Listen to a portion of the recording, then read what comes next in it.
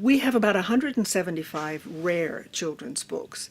We don't have a lot of money, and we never have had a lot of money, but there are people who see us as, I want this to be the home for my rare book. And that's the story of Little Miss Anzac. Now, this book was published in 1917, and there is an inscription in this book, which you won't be able to read, but I'll read it to you. It says, "To Dorothy May Stubbs from Grandpa Dunbar," and then in parentheses, "Captain F. Dunbar, Glasgow, Scotland, Christmas, 1917.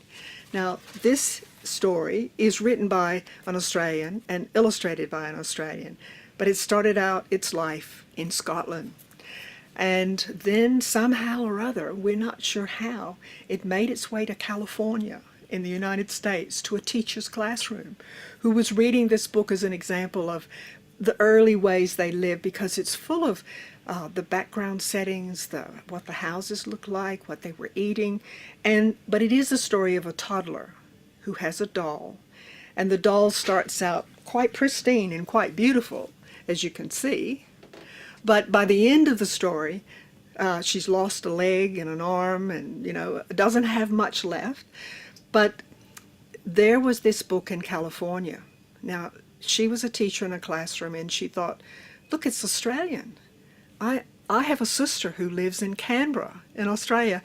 I'll send it to her.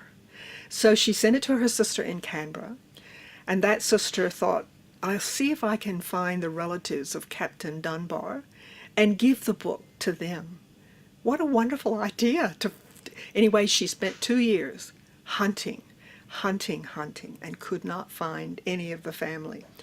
So then she heard about us, and she thought it would have a home, and it would have a lovely home, visiting with all its other elderly relatives. So that's how we ended up with a book that is extraordinarily rare. And although it's a little tattered, you can see from the spine, we keep it in our compactus and we protect it and we make sure that it's safe for future generations.